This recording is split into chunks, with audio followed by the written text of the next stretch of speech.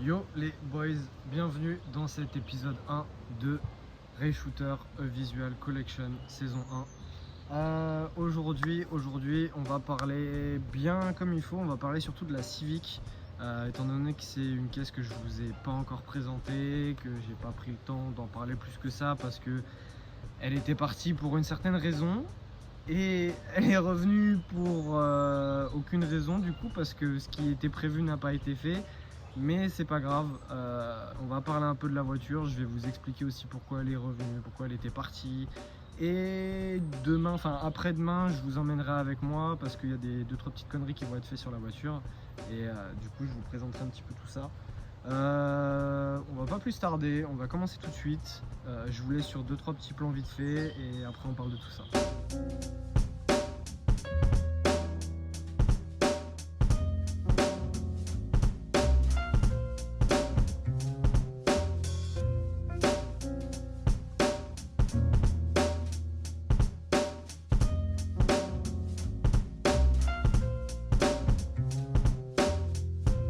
Du coup, littéralement, pourquoi la Chipo elle est revenue? En fait, pour vous la faire simple, la voiture en fait elle était partie en carrosserie. Elle était partie en carrosserie il y a déjà 3 mois. Malheureusement, le carrossier qui devait me la faire est énormément chargé de taf et il peut pas me la prendre tout de suite. En soi, j'aurais pu la laisser là-bas, mais quitte à ce qu'elle dorme sur un parking et qu'elle ne bouge pas, autant qu'elle dorme chez moi plutôt que sur le parking du carrossier. Donc la voiture est là et donc je suis quand même content de la récupérer parce que ça faisait quand même 3 mois que je l'avais pas. Alors certains ont entrevu le fait que je l'avais récupérée parce que j'ai posté un petit peu sur Instagram. J'ai posté quelques réels, quelques petites stories par-ci par-là et puis j'en ai parlé à certains, donc les aficionados sont déjà au courant qu'elle était revenue. Mais du coup bon, on fait le tour maintenant et je vous explique tout ça. Du coup la voiture, la voilà. De toute façon vous l'avez vu dans les plans juste avant. Mais du coup la revoilà. En gros, pour vous la faire simple, parce que j'en ai pas parlé sur la chaîne, qu'est-ce qui s'est passé avec cette voiture? Et puis déjà l'histoire de la voiture, parce que je trouve l'histoire que j'ai avec cette caisse est plutôt cool et de la manière dont elle a avancé, des différentes configs qu'elle a eues. C'est vachement haut là. Il n'y a pas le frein à main de mie. Ouais, si. Ouais, c'est mieux. Du coup, qu'est-ce qui s'est passé avec cette caisse? En gros, la voiture, je l'ai achetée il y a à peu près, ça fait 1 an et 6 mois que je l'ai. Quand je l'ai achetée, elle était complètement stock. Je vais mettre des petits plans pour illustrer, mais en fait, je passais le long d'un garage Renault à proximité de chez moi régulièrement. Et un soir, je passe et je vois une vieille Chipo garée sur le bord de la route et je me dis mais attends, mais merde, qu'est-ce que ça fout dans un garage Renault? Je vais la voir, la caisse elle était plutôt cool. Et en fait, par le biais de connaissances, etc., j'ai pu rencontrer le patron du garage qui m'en a proposé un bon prix. Parce que clairement, on va pas se mentir, de toute façon, bon, je vais vous dire le prix étant donné qu'on parle déjà de prix avec celle-là, pour ceux qui n'ont pas suivi. Elle m'a coûté littéralement 1 200 €. Je me suis arrangé avec le monsieur qui tenait le garage. C'est une caisse qui était complètement stock, qui avait littéralement 145 000 km, jantes tôle, machin, enjoliveur, les enjoliveurs qu'on a pu voir aussi dans une autre vidéo qui sont à l'intérieur du petit local. La caisse était stock, elle avait 145 000 km, il n'y avait pas de rouille apparente, à l'époque du moins. Mais elle était cool, j'aimais bien le délire parce qu'à la base je voulais pas de Civic parce que pour moi c'est trop courant. Et en fait de voir une EF comme ça, ça m'a à mort rappelé celle-là et je me suis dit en vrai 1200 balles, 145 000 km, il y avait juste 1 mètre cylindre à prévoir. Et 2 cardans qui étaient fumés. Et si les cylindres de roue arrière. Mais sinon, en dehors de ça, elle avait pas de problème apparent. Mis à part un bon petit entretien, etc.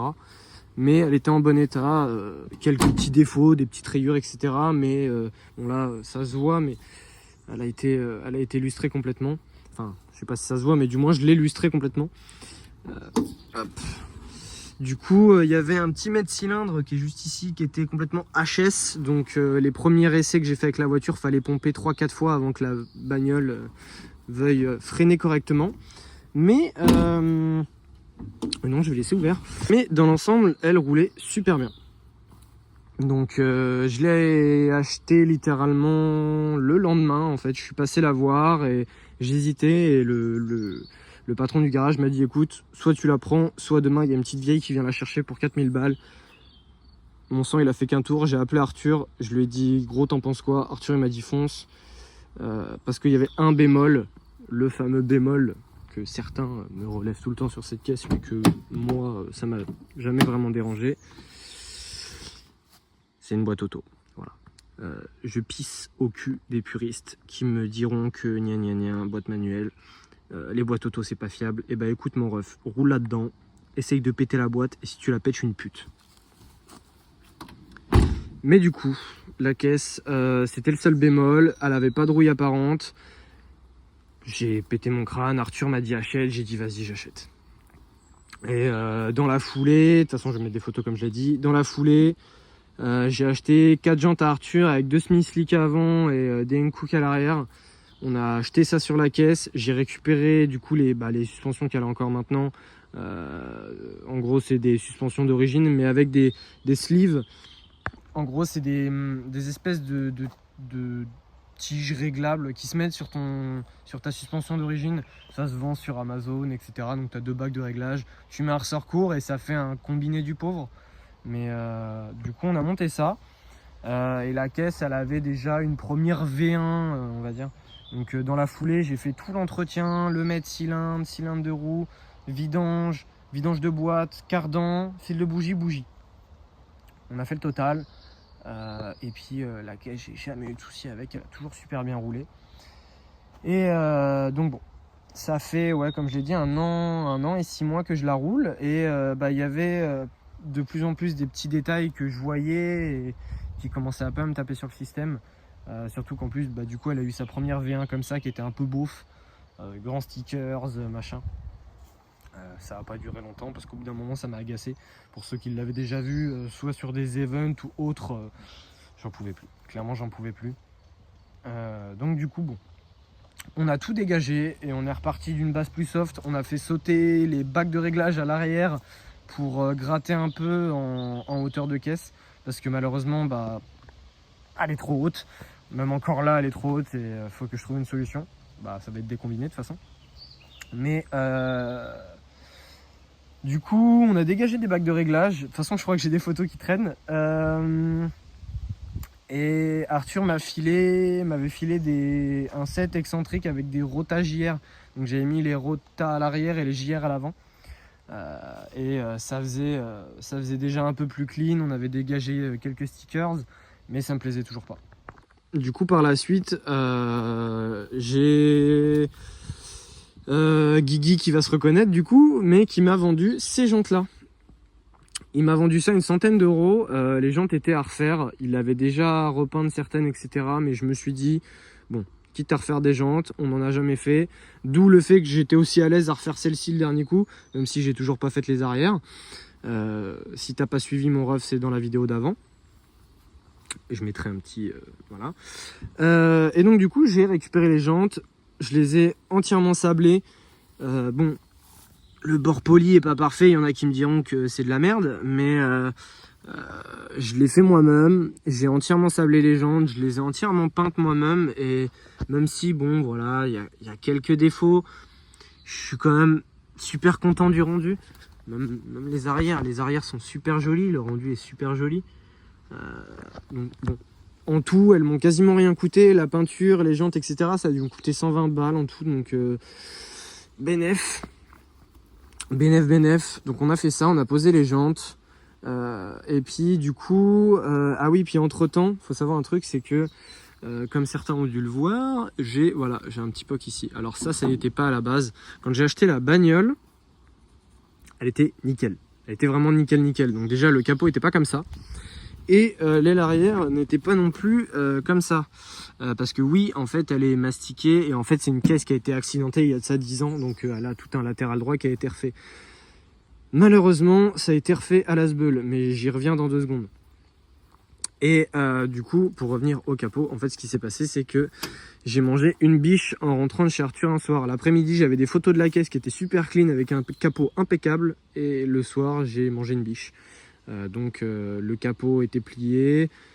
Mais là où j'ai eu du cul, c'est qu'il y a juste... comme ça, on le voit pas, mais...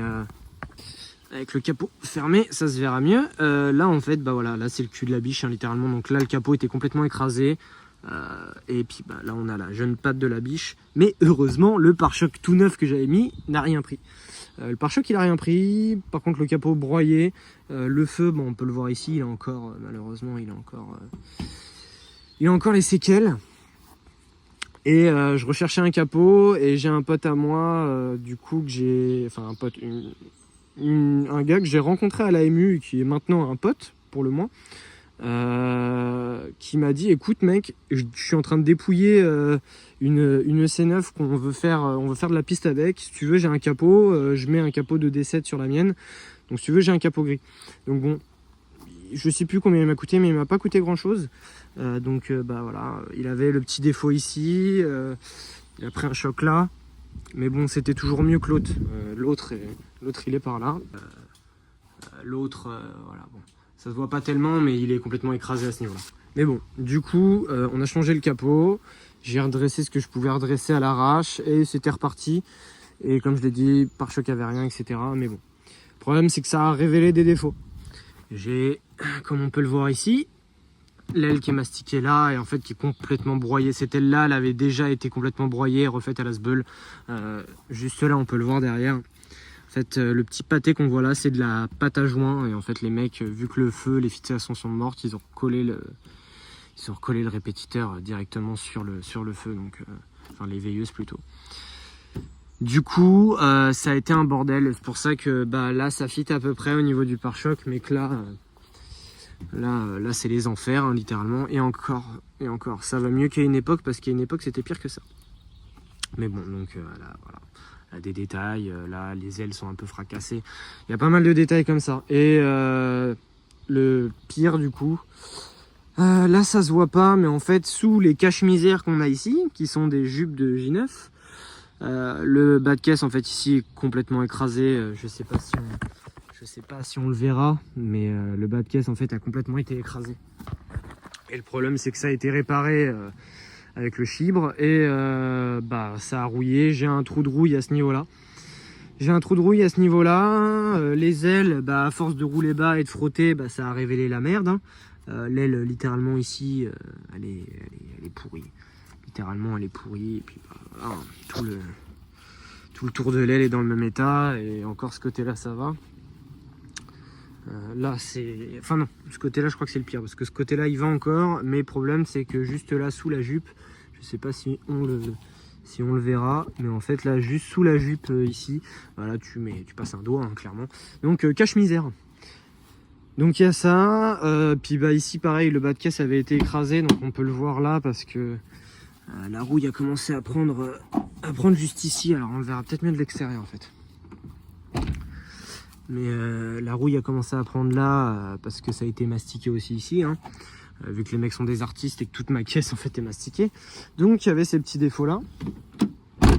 Littéralement le fait qu'elle a été peinte d'une manière horrible, parce qu'on voit des coups de ponçage par endroit. Alors là ça se voit pas, mais ici il y a des coups de ponçage, il y a des voilà, là, ça, de toute façon ça c'était la maladie sur les EC9. Les propriétaires pourront confirmer que c'était la maladie, la trappe à essence. Mais bon, il y avait ces petits détails là, je voulais le refaire, donc elle est partie pour. Malheureusement c'est pas fait. J'attends de récupérer un rendez-vous et de pouvoir la ramener. Mais du coup, qu'est-ce qui se passe? J'ai vu avec le carrossier de mon boulot et on s'est arrangé. Il va me faire un peu de peinture. Il a réussi à me caler un rendez-vous, donc certains aimeront pas, certains aimeront. Moi j'aime bien la caisse comme ça, mais Ça fait un moment qu'Arthur il me parle de pare-choc peint, il m'en envoie plein. Et il y a surtout une Civic en particulier que je kiffe, une Bordeaux, qui a aussi les pare-chocs peints. Et je trouve ça, en vrai, c'est joli. On va pas se mentir, c'est joli. Donc, je suis allé le voir, je lui ai dit, écoute, il n'y a pas moyen que tu me fasses un truc sur la voiture. Donc bon. Du coup, le pare-choc va passer en gris, complet, couleur caisse, lame compris. Alors, je sais pas encore si je fais la partie du haut en noir pour garder un petit peu le bandeau en noir et le reste en gris. Mais la lame c'est sûr, elle sera peinte. Donc il y aura ça. Les baguettes latérales vont être peintes aussi en grise. Et puis pare-choc arrière. Alors pare-choc arrière, il y a un peu de boulot. Parce que bon, mamie à l'époque, elle a fait des auto-tamponneuses. Parce que oui, on va pas se mentir, toute la caisse en fait avait été matraquée par la vieille. Faut savoir qu'en fait cette voiture là, littéralement, c'est une partouze dans la même famille. Elle a eu je ne sais pas combien de propriétaires. En fait, c'était la caisse des grands-parents qui l'ont donné à leurs gamins, et ça s'est terminé littéralement par quoi? La plus jeune qui a récupéré la voiture, déjà la voiture roulait plus tellement, mais la plus jeune qui a récupéré la voiture l'a emmenée au Renault et a fait une reprise en fait contre un Capture. Oui, on est tombé bien bas. Donc elle a fait une reprise contre un Capture et la caisse en fait est restée quelques temps, même quelques années je crois si je dis pas de bêtises, dans le garage Renault où le patron en fait s'en servait littéralement pour aller chercher le pain le dimanche avec la caisse. Mais et puis en dehors de ça, elle a aussi passé 10 ans stockée en fait dans la famille où elle était.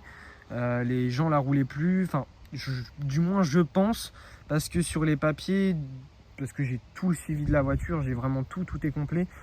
Il y a un moment où la caisse n'a plus du tout d'historique pendant une dizaine d'années. Et donc bon, je suppose qu'elle devait plus rouler ou... C'est bizarre parce que j'ai vraiment tout qui est détaillé depuis l'achat de la voiture avec la facture de la caisse, etc. Et le seul truc qui manque, c'est, je crois, de 2014 à 2021, un truc comme ça. Enfin, ça fait moins de 10 ans, mais il y a eu une grosse période où elle a été arrêtée.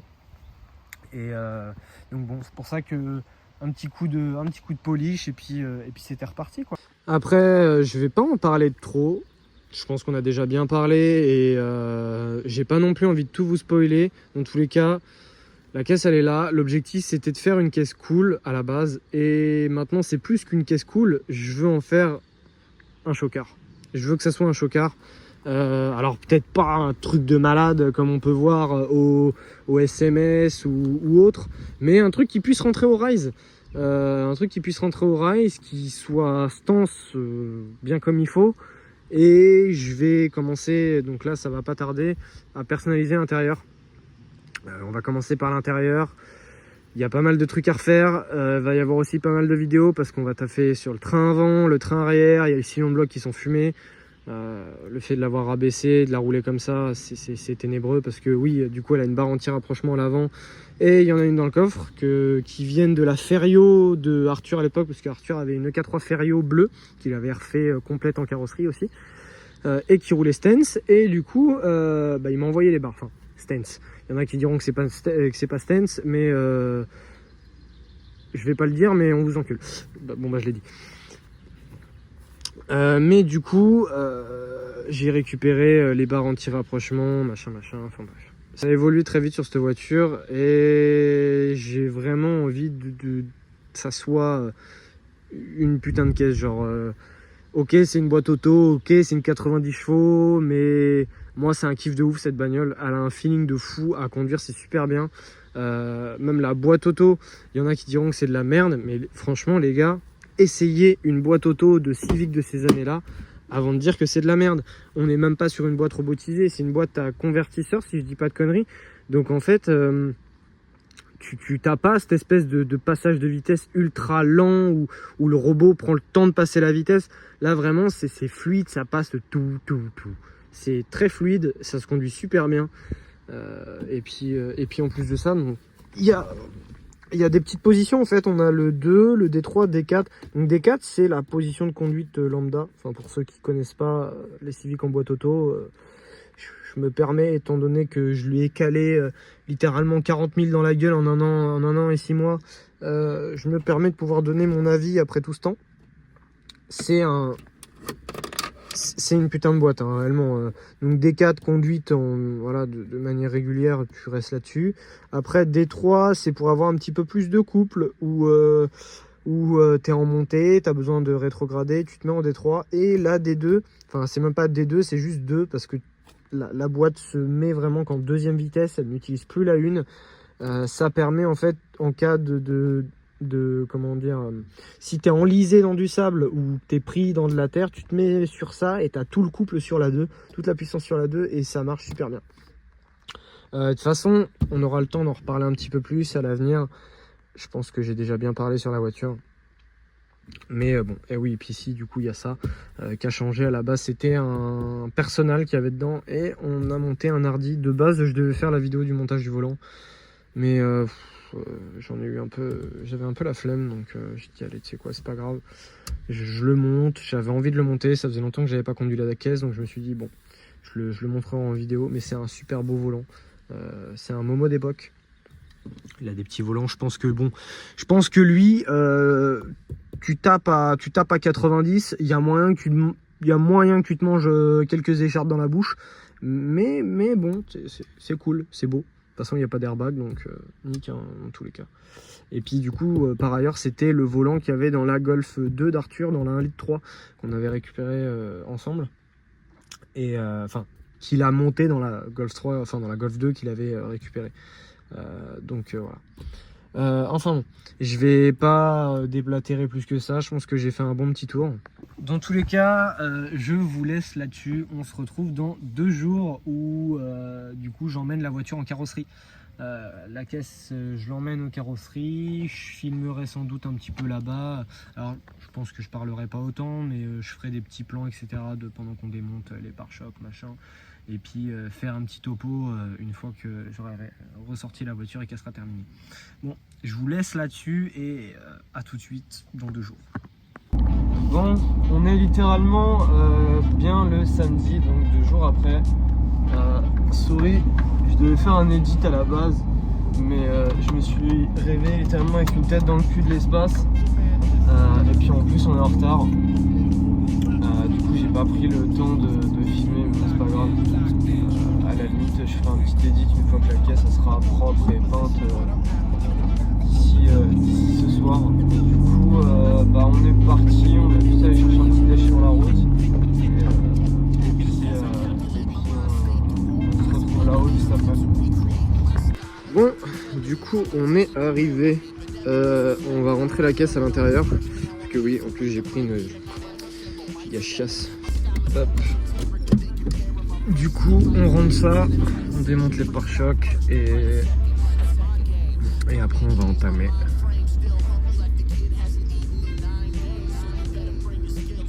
Bon bah du coup j'ai oublié de démonter, enfin de filmer le démontage du pare-choc. Donc du coup pare-choc démonté et bah c'est une chips. La caisse avait bouffé un choc là, donc tout le vase a été enfoncé, la pâte là elle a été rafistolée, contrairement à celle-ci, voilà.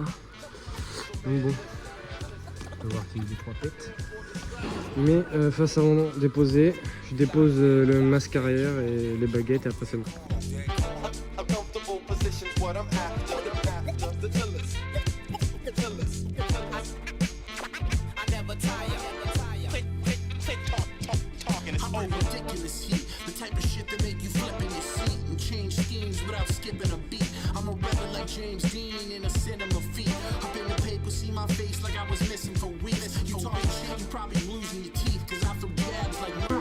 Du coup depuis tout à l'heure j'ai pas filmé parce que il y a 2-3 petits trucs qui posent problème. Je me suis un petit peu mis à l'extérieur parce que la ponceuse fait pas mal de bruit. En fait qu'est-ce qui se passe, le pare-choc arrière est vraiment trop attaqué et ça sera pas possible de le refaire comme ça là en une journée. Donc c'est possible qu'il va falloir le refaire sur plusieurs jours. Donc là on a décidé que le pare-choc avant sera pas entièrement gris On va garder juste le bandeau supérieur en noir. Enfin, je vous montrerai tout à l'heure, on va faire un tour à l'intérieur et je vous montrerai du coup ce qui va être fait. En gardant les baguettes latérales du coup noires. Et du coup le pare-choc arrière on va le refaire sur plusieurs jours. Donc finalement là j'ai démonté le pare-choc. Coralie a démonté le pare-choc, du coup on voit rien. Et donc on va le remonter gentiment et puis on fera ça sans doute la semaine prochaine. En gros, il est beaucoup trop attaqué. Là en une journée, il n'y aurait pas le temps. Donc vu qu'il est bouffé de partout, qu'il y a des défauts là, là pareil, hein, il est complètement mangé. Le mieux ça serait de le remettre et de le faire en gros sur la semaine prochaine en plusieurs fois. Donc pour le moment du coup on le fait pas, je vais le remonter. Les baguettes on va les laisser noires et du coup l'objectif c'est comme là, c'est de garder du coup la partie supérieure en noir comme ça et de peindre le reste en gris. Donc au moins on garde un peu l'aspect origine avec les baguettes en noir et puis comme ça sera toujours raccord avec mes jupes. À voir si à l'avenir je remodifie, mais je vais pour l'instant essayer de trouver. Alors soit on refait celui-là et sinon bon, bah, voilà, on repart sur une base saine.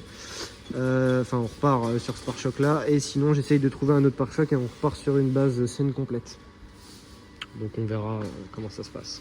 Le pare-choc est poncé. Du coup lame aussi, ça va être peint. Ça faut qu'on le remonte, mais je vais en profiter, je vais passer un coup de Karcher, vu que tout est démonté, je vais passer un coup de Karcher derrière. Pourquoi pas la mettre sur le cri pour bien faire les passages de roues et tout. Et refaire une caisse bien propre aussi dans les détails. Donc ça va pouvoir permettre de faire ça.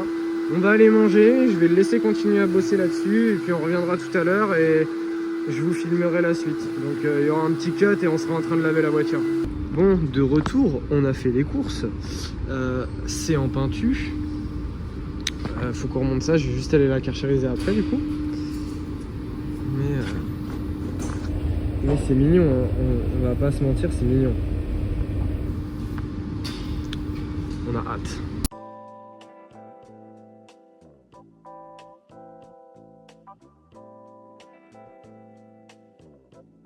Bon bah ça passe bientôt en vernis, peinture presque finie, du coup lavage de caisse vu qu'on a mangé etc, je lave la caisse vite fait et ça sera good.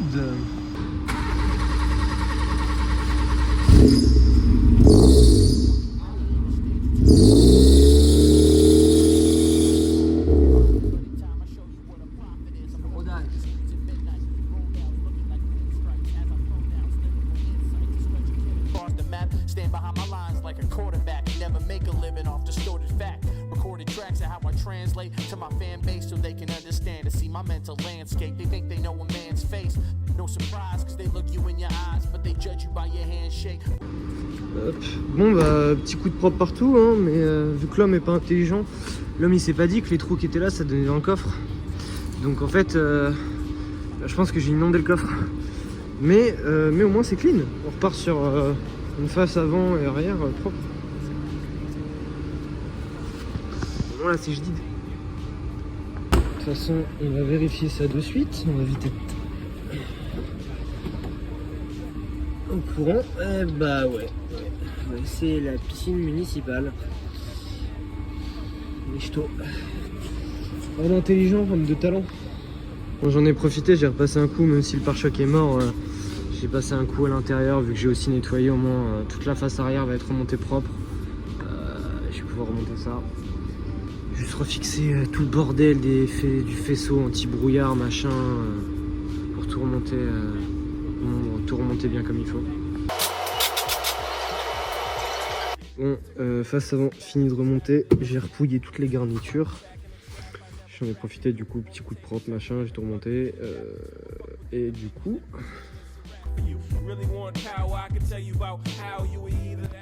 C'est beau. Bon bah je remonte ça.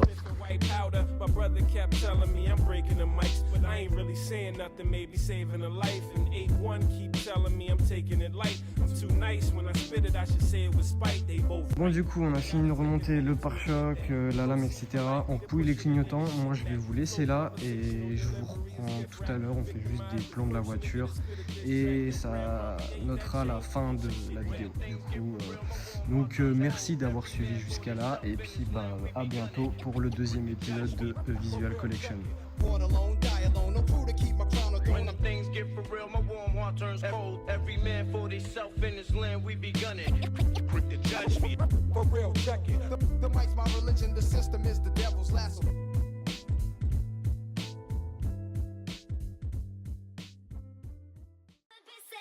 Unless you want to hold hands.